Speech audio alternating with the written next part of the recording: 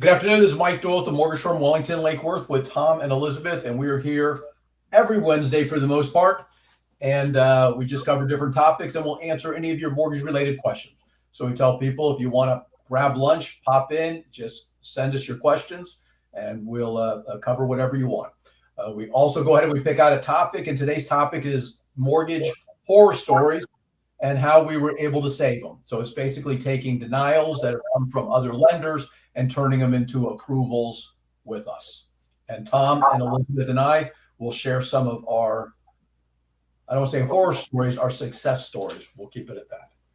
Yes, they were regretfully horror stories to the customer, but then we were able to turn them into glory stories. How about that? So they were able to close and everything went well. So we're just going to go through some of those. We're going to touch a little bit on interest rates, since it looks like there will be a change of command in the White House. We're going to go over the 10-year, one of our favorite subjects, and we'll just touch on a couple other quick things.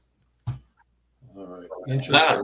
You sure you want to do interest rates? Please put Elizabeth.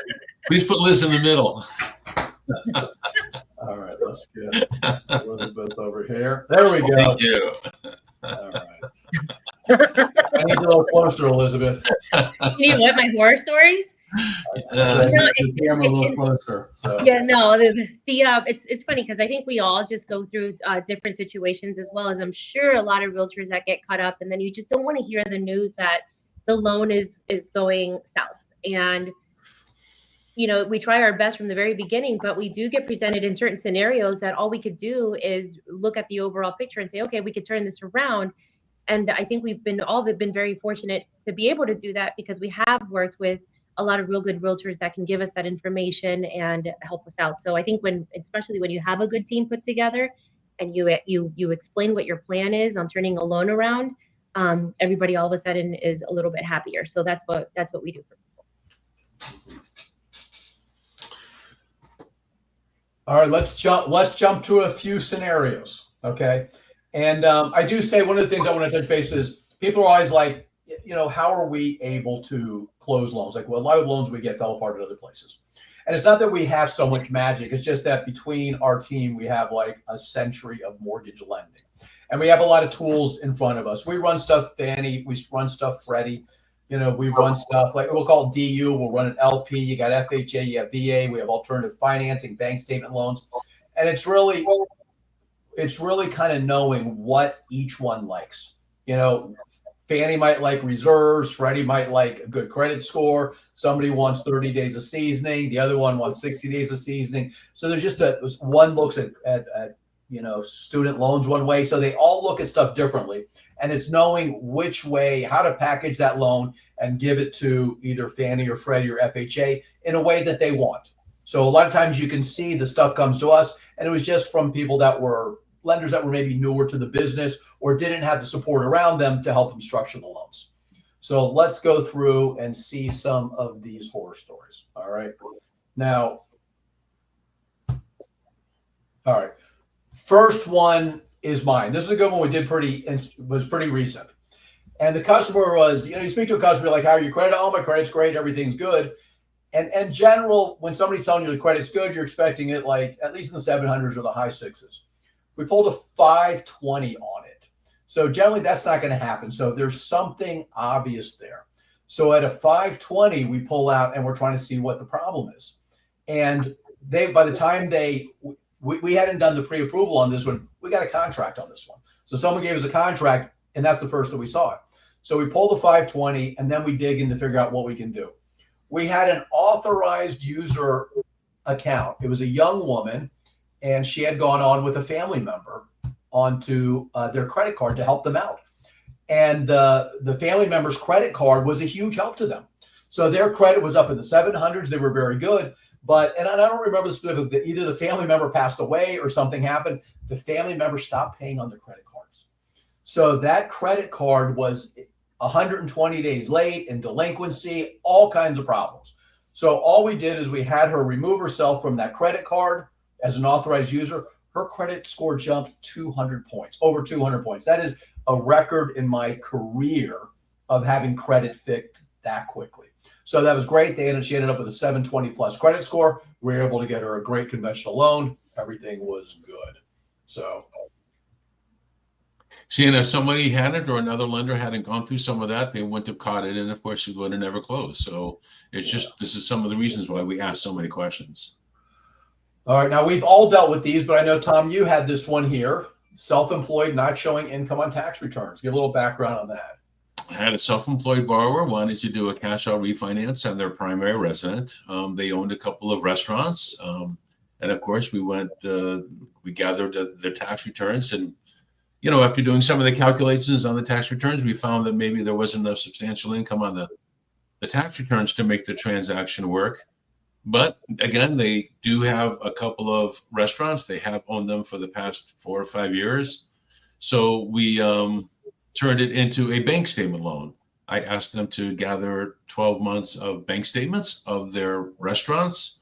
And we were able to use the income from the bank statements, which went from minimal, we'll call it, when I was doing the tax returns, to over, I think it was something like $130,000 a month that we were able to use for income, which certainly helped them with their cash out refinance. So that's what we were able to do to take care of that one. Of course, the loan terms were a little bit different. However, they had no problem with that. They were very anxious to go ahead and close on the refi. So that one worked out well. Yeah, and Tom, this is the one you had said that you took them from no money to $130,000 a month of money. So we can qualify you for a pretty big purchase if you're making $130,000 a month. Yeah, that one worked out pretty well. So again, if you're self-employed, and again, self-employed people have the opportunity to have write-offs and other advantages maybe that salary people or wage earners don't have. So sometimes if your tax returns aren't getting the job done, we can certainly try, option number 2, bank statements. Not a bad program at all. Yeah. All right. Now, Elizabeth, I think this is yours, was it? Borrower quit their job 5 days or the week before closing? You know what? Yes. Oh my gosh, you just brought back memories. So I had a family that decided that they were going, this is a true story, but they decided that they were moving, and we verified everything, right? So then I remember them saying, we're moving to Florida. They were coming across the country from Washington State. And what happened was that 5 days before closing, here we are verifying employment. And all of a sudden, they're just happy on the road in their camper going across country. So at that point, we're going, you don't have a home to come to. So it was the father-in-law decided, they were actually on a cruise. I remember that much. So they were on a cruise, and the father-in-law, they reached out to him and said, we basically are moving to Florida, but we don't have a house because we quit our job. So the father-in-law jumped in on there.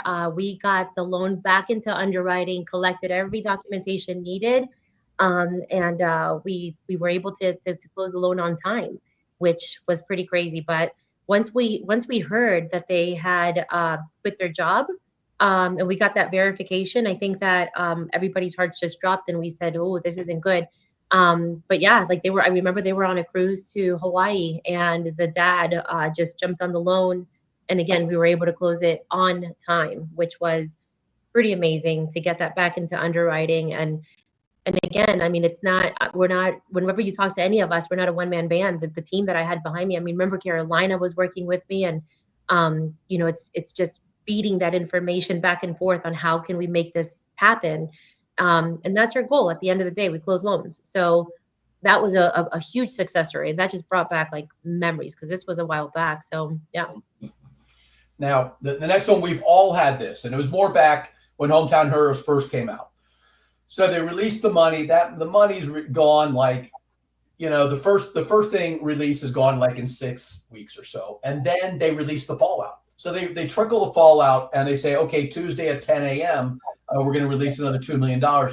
Last year, that money was gone in a minute. So you're trying to put in all of your people that want Hometown Heroes, and you're just not fast enough to get all the ones you want.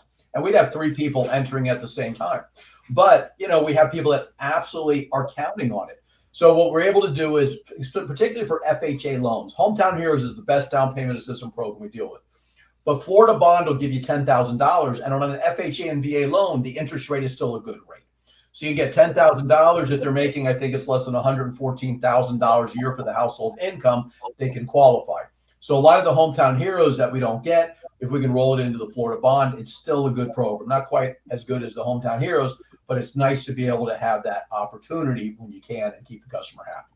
We have one right now that the hometown heroes, it didn't become available to us until today, and the hometown heroes money went ahead and got eaten up yesterday. So we'll most likely run that through the bond program. Yeah, the hometown heroes are, it's nerve wracking. Like when we talk to, I think, our borrowers and everybody's all calm and yeah, we'll get you hometown heroes money. And then you're sitting in front of the computer and you know that there's like thousands of other lenders across the state of Florida waiting to reserve. It's a big deal for your lender to call and say, hey, we were able to reserve funds, because it is everybody going at it at the same time at 10 a.m. I will be very honest, and I lean on our loan partners and processors, because I'm like, oh my gosh, but if I press it wrong, I mean, they're just you know, they've just done it, they get it done. And I remember I tried reserving one time, and I mean, I was sitting there typing, I was sweating, I'm sitting here going, oh my gosh, I typed the number in wrong, I reserved the wrong amount, and then I had to jump through hoops trying to correct it with Florida Housing, and then that's not fun. So to say that we've been able to reserve so much for hometown heroes, that's a big pat on the back for our team. I tell you, we've had it on holidays. They'll go ahead and they'll release their money on holidays. So we'll have everybody in 9:50 in the morning.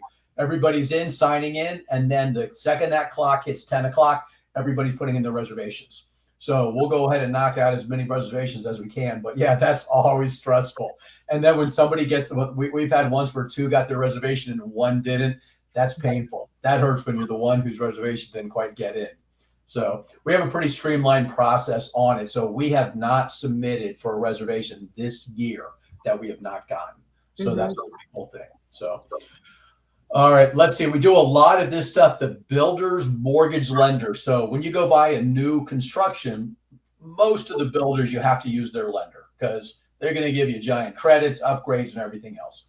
But if their lender can't do it, most of the time they'll go ahead and they'll let us do it, and they'll still honor the credits. So we've done that a lot. And I think, Elizabeth, you had a recent one on that. No, Tom, it was yours where the builder saw a property that was being counted by the buyer, and it gave them an excessive debt to income ratio. So they denied it. And what were you able to do to make it work? I think that's you, Liz. Yeah.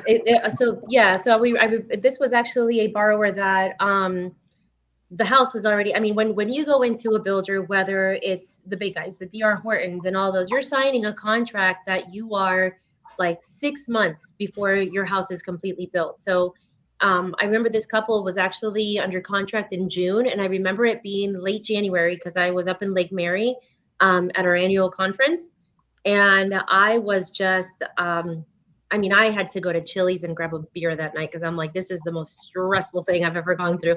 Because what happens is that the builder at that point, and this was actually when the home prices just started to skyrocket, like out of nowhere. So of course the builders were probably rooting that this loan fell through, you know, with us as well, because I remember like they had a situation where the buyer, he had co-signed for a family member. And it appeared on there, and it kind of blows my mind that they never asked him for 12 months worth of, you know, who's paying the property, who's paying the loan. And he was able to say, you know, I don't pay that, Elizabeth. You know, it's actually under my name, my brother's name, but I don't pay it.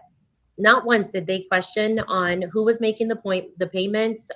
They were never questioned on just anything. So all we had to ask was 12 months worth of bank statements, you know, showing that somebody else was paying the loan, that our buyer was not responsible for it.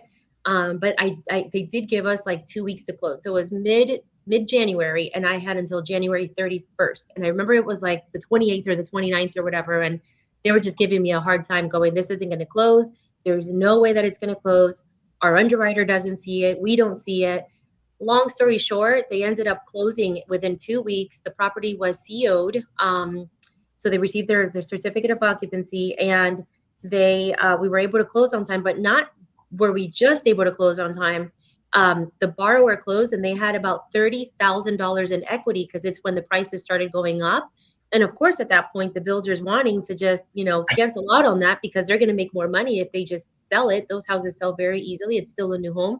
But we were able to get them closed on time, no extension needed with $30,000 in equity, just because we asked the right questions. That was a good one there.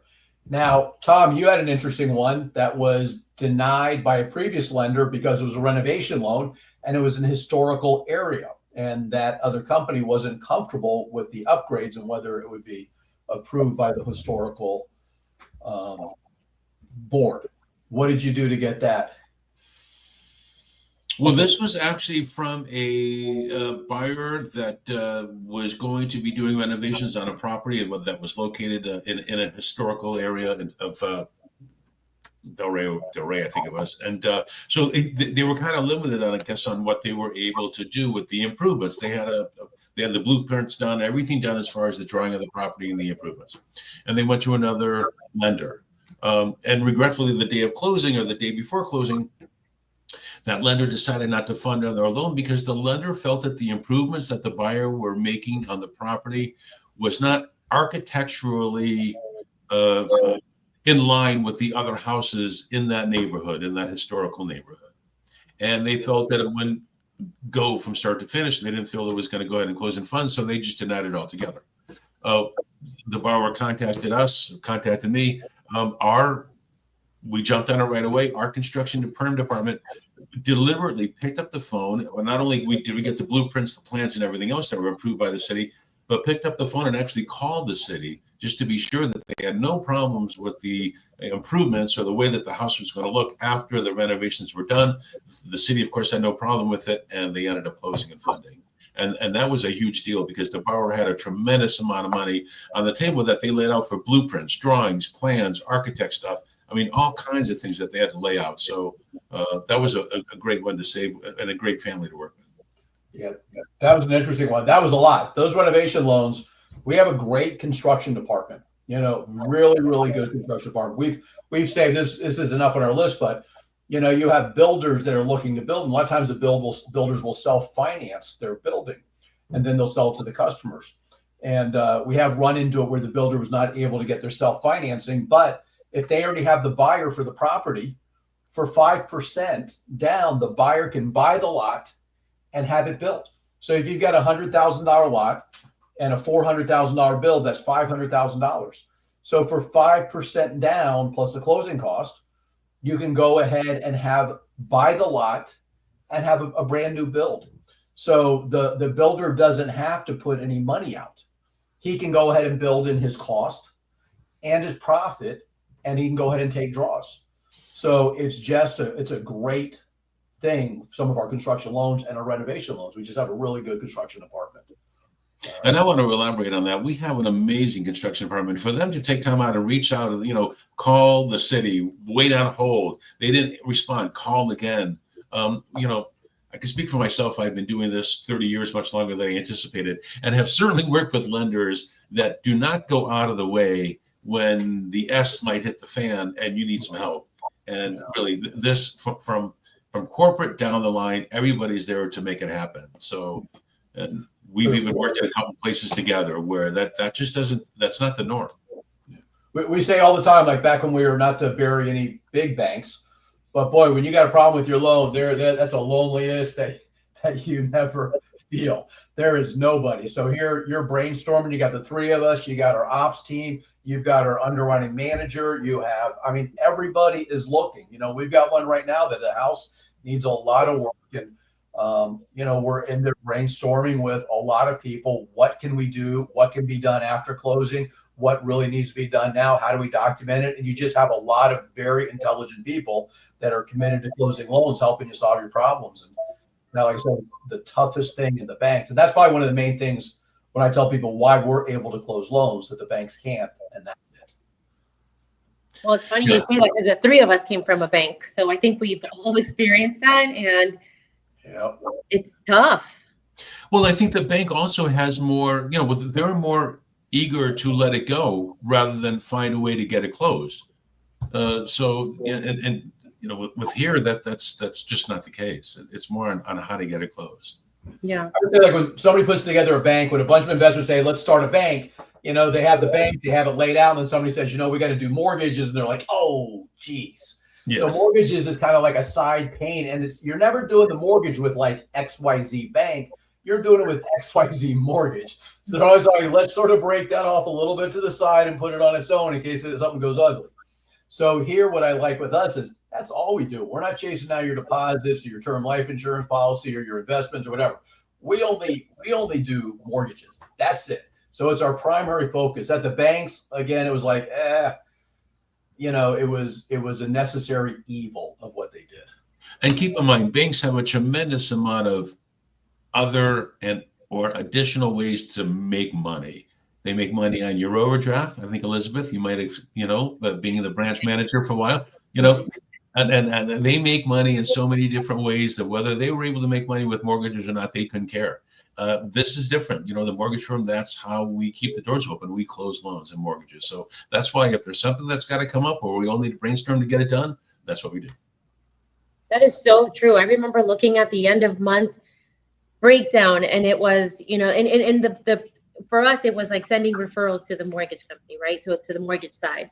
But it was almost like you would dig. You wouldn't even really find the people that really wanted to buy a house, that were, just ready to do it. We never had a conversation with them. It was just like, here you go, here's Tom's referral, and you would punch in the referral code or whatever you needed to, just so you would get credit for it. But coming from the banking side as a branch manager, I love it. I love this. I love what I do. I can focus on one thing, and it's something that I love to see at the end, just the results that we're getting. Because you're right, in the mortgage industry, or I'm sorry, in the banking industry, it was just worrying about so many other things. And to us, our primary job is to put a roof over a family's head. Like, that's just it. So I think there's more, I don't know, maybe feelings that kind of go into this. There's more of a relationship that we want to have with our borrowers. It's not just, what else can I just add to your cart, so we could have that relationship. That's just not the way that this goes. So very different. I know we have so many more examples, and the tough thing with this industry is every month you're fighting to get these loans done, because like I said, we do get a fair amount of loans that just can't get done other places. So you're really putting your head together, you're doing problem solving on it, and they're tough, and you get them done, and then you close. The second you close, you're like, oh, that wasn't so bad, and you move on to the next one.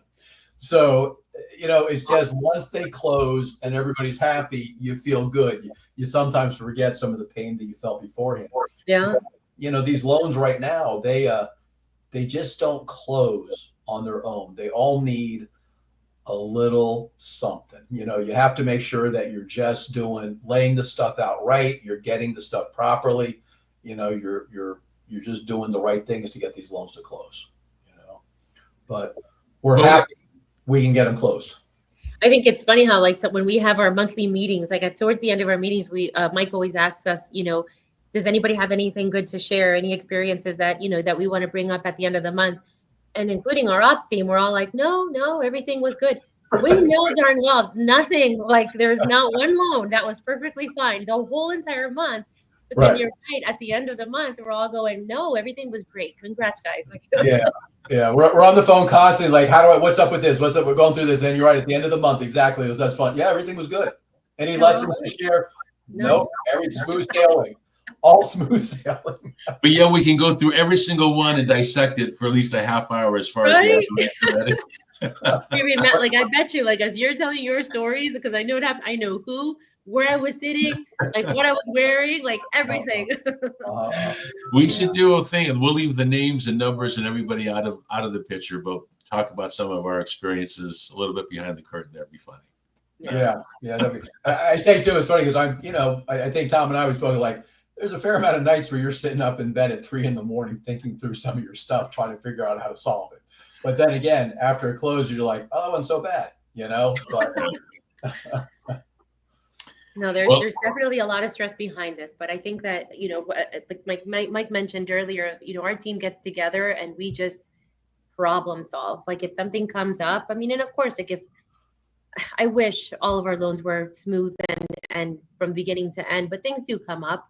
But yeah, no, it's a team. It's a team that gets together. I know, like last week, I mean, I had um our processor Kathy was going, she had something going on and she's on the phone. She's like, "Oh, I'm waiting in the car. It's okay." But we had, our processors, our loan partners, Mike, myself, like we're just trying to figure out how to get just something through the finish line. So it's nice to have that support.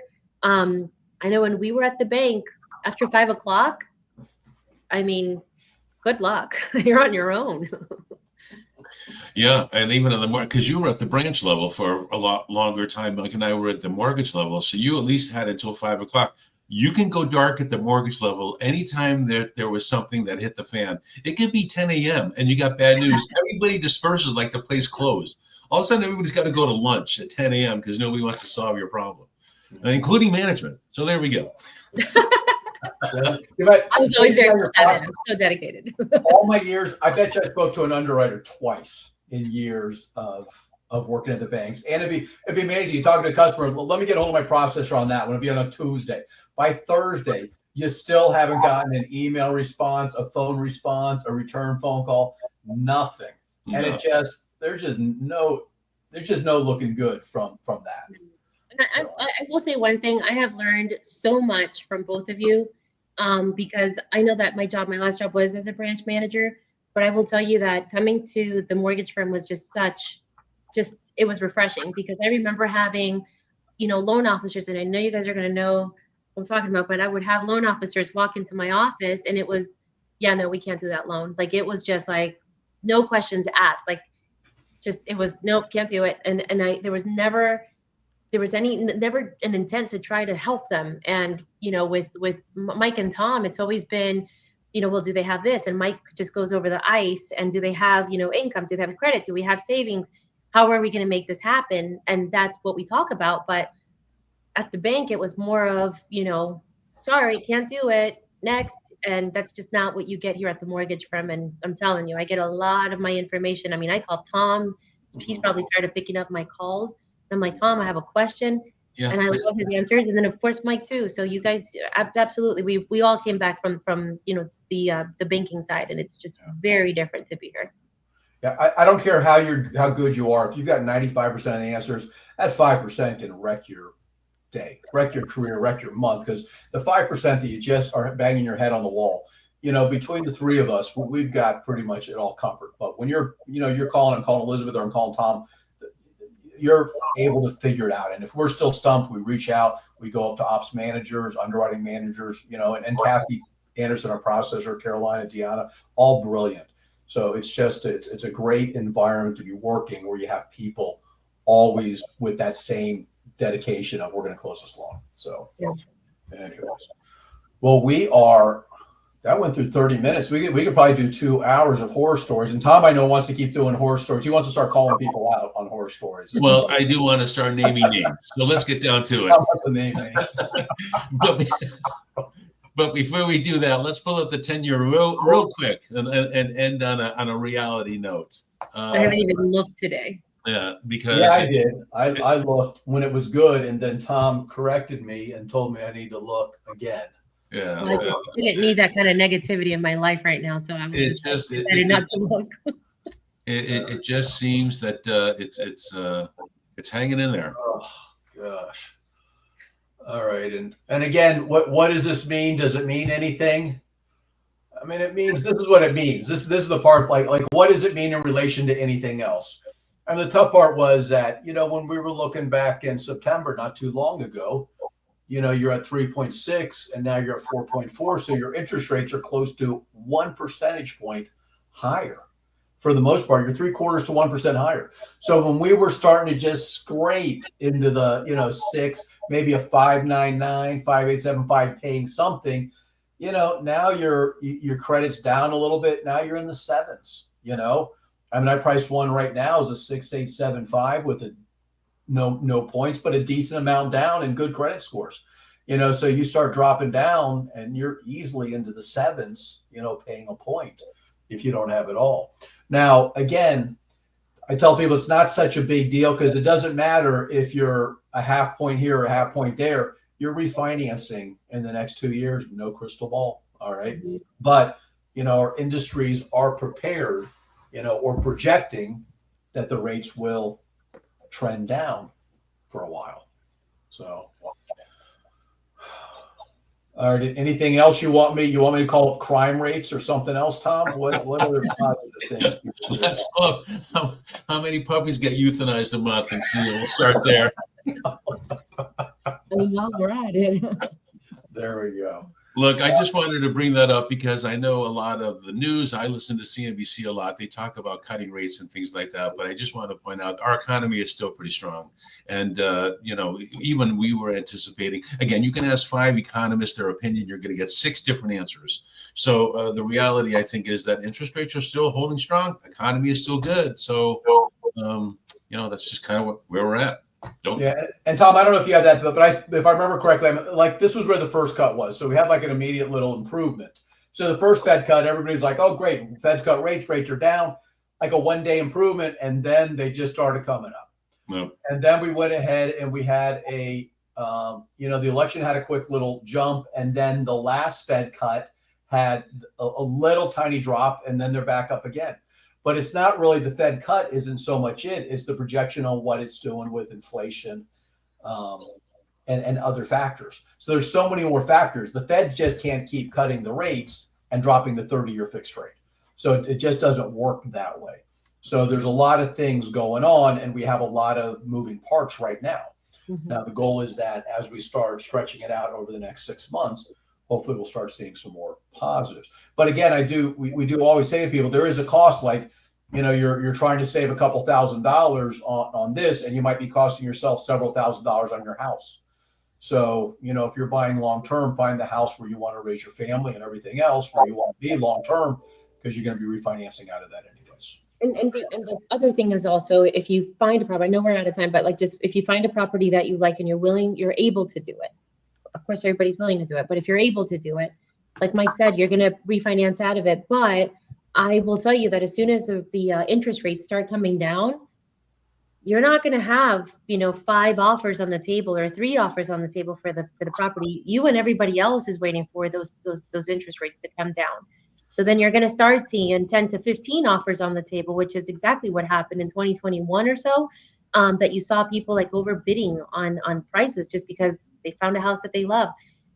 It's easier to just find the property, hold on to it, refinance later than trying to wait for these interest rates to come down, along with everybody else that's waiting for the interest rates to come down, and then fighting over the property. And everybody waiting for the interest rates to come down, they're refinancing their loans too, in a short time. And I'm sorry, Tom, you're about to say something brilliant. I agree with Elizabeth 1,000% that the goal is to close and to get the property. The rate is going to change here or there. You're going to be on the property for long term. The goal is to get the property. Once you get the property, if you find rates come down over the next couple of years, you refinance. You'll always need a place to live. And don't forget, you're going to be gaining the equity in the property every day, every year, every month, and so on and so on. So that's all. All right, excellent. All right, any last closing words? All good. Go out there and start looking. Get your pre-approval letters refreshed, and go out there and start looking, start making offers. Excellent. All right, guys, we appreciate you joining us, and have a great week. Yep. Bye-bye.